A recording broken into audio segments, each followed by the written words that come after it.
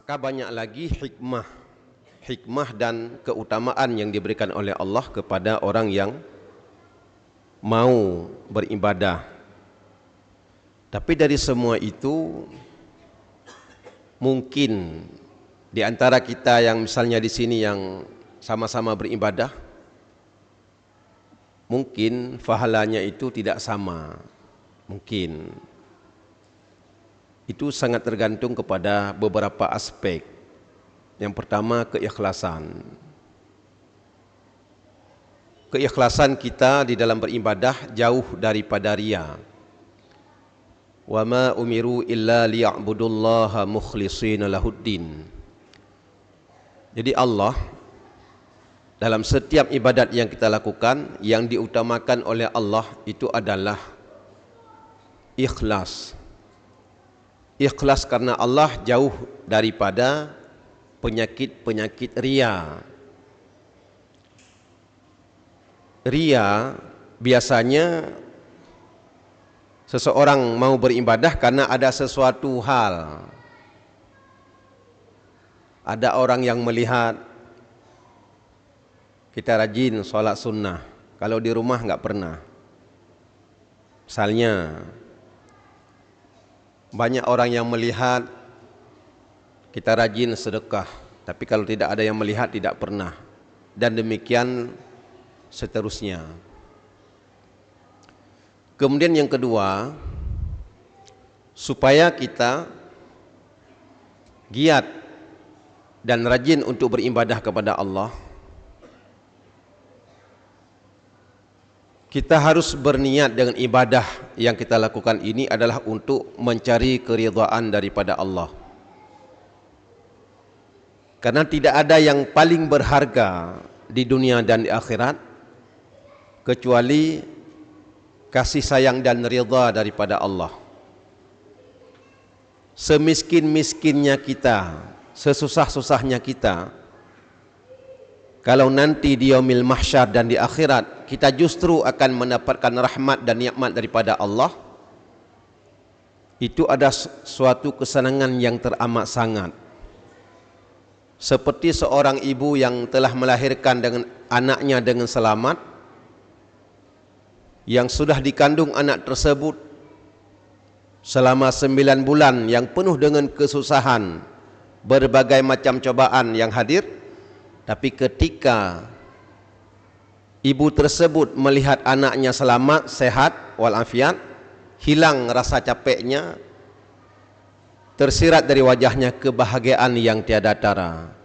Demikianlah juga nanti kita di yaumil mahsyar. Susah kita hidup di dunia, masalah silih berganti, tidak pernah lepas. Hilang satu, muncul yang lain. Hilang yang lain, muncul lagi yang lain. Tapi ketika semua yang kita derita tersebut justru mendapatkan ridha daripada Allah, maka semua yang kita alami tersebut seakan-akan sirna dan tidak pernah ada, dikarenakan wa akhiru da'wahum anil hamdulillahi rabbil alamin. Syurga itu adalah merupakan akhir daripada semua cita-cita dan pengharapan seseorang. Ketika terbukanya pintu syurga di depan kita, maka semua kesusahan yang pernah kita alami itu semuanya hilang. Kemudian yang ketiga, ini supaya kita giat beribadah. Bagaimana supaya kita giat untuk melakukan ibadah? Yang ketiga, kita harus sadar yang bahwa dunia ini bukan tujuan akhir daripada hidup.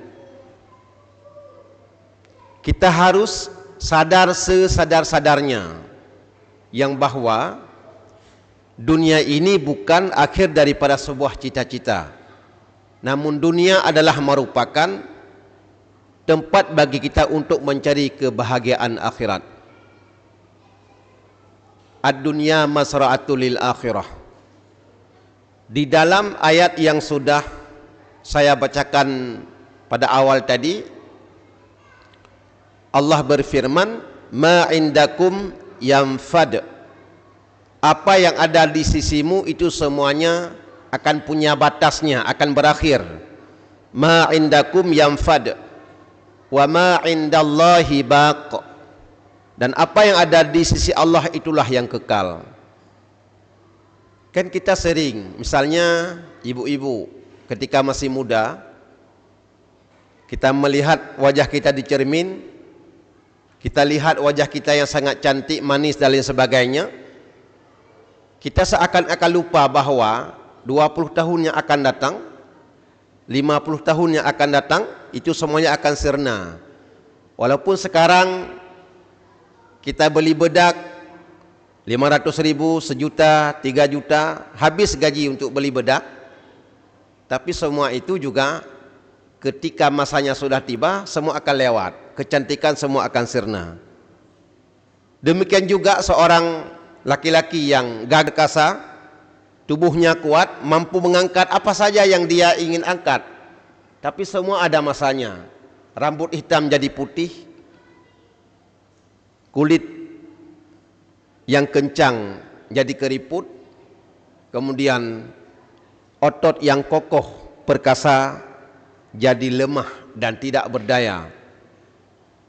Itu akan dimakan oleh usia. Ketika sampainya usia tua, maka semuanya itu akan hilang. Ma indakum yanfad wa ma indallahi baq. Apa yang ada di sisimu itu akan punya batasnya. Wa ma indallahi baq. Dan apa yang telah dijanjikan oleh Allah itulah yang kekal. Wal akhiratu khairul laka minal ula wal akhiratu khairu wa abqa. Akhirat itu lebih bagus. Kalaupun dunia ini engkau perhitungkan bagus, tapi Allah itu lebih bagus. Yang sebenarnya dunia ini adalah fana. Semua kita akan meninggalkan yang fana ini. Banyak, misalnya di perusahaan ini, orang tua kita yang dahulu yang jabatannya tinggi-tinggi, ilmunya hebat-hebat, kepandaiannya itu sangat hebat, sekarang kemana? Ada yang sudah berpulang ke rahmatullah. Semuanya ada masanya. Apakah kita akan menyesal dikarenakan sebuah era yang telah meninggalkan kita? Ini yang harus kita perhatikan. Maka masa muda ini kita gunakan untuk beribadah. Kita harus yakin bahwa semuanya itu punya masanya. Semua masa ada orangnya dan semua orang itu ada masanya. Semuanya itu akan silih berganti. Kemudian yang keempat, bagaimana supaya kita tekun dan rajin untuk beribadah? Kita harus sadar sesadar-sadarnya bahwa kita, apapun yang kita lakukan di dunia ini akan dihisab. Ini ya, apapun yang kita lakukan di dunia ini kita akan dihisab. Fa amma man saqulat mawazinuh, dalam ayat itu dijelaskan orang yang berat catatan amalnya, maka dia itu akan punya kehidupan di akhirat nanti, fi 'isyatir radiyah, dalam kehidupan yang sangat bahagia. Wa amma man khaffat mawazinuh, orang yang ringan catatan amal kebaikannya, fa ummuhu hawiyah, dia akan masuk kepada neraka dan dia itu akan mendapatkan kesengsaraan yang teramat sangat. Kita harus sadar bahwa apapun yang kita lakukan, walaupun orang lain tidak tahu, walaupun tidak ada satu manusia pun tahu, tapi kita akan dihisab. Kita akan dihisab. Apapun yang kita bicarakan sekarang, apapun yang kita lakukan sekarang, apapun yang kita belanjakan sekarang, apapun yang kita cari sekarang, semuanya itu akan dihisab.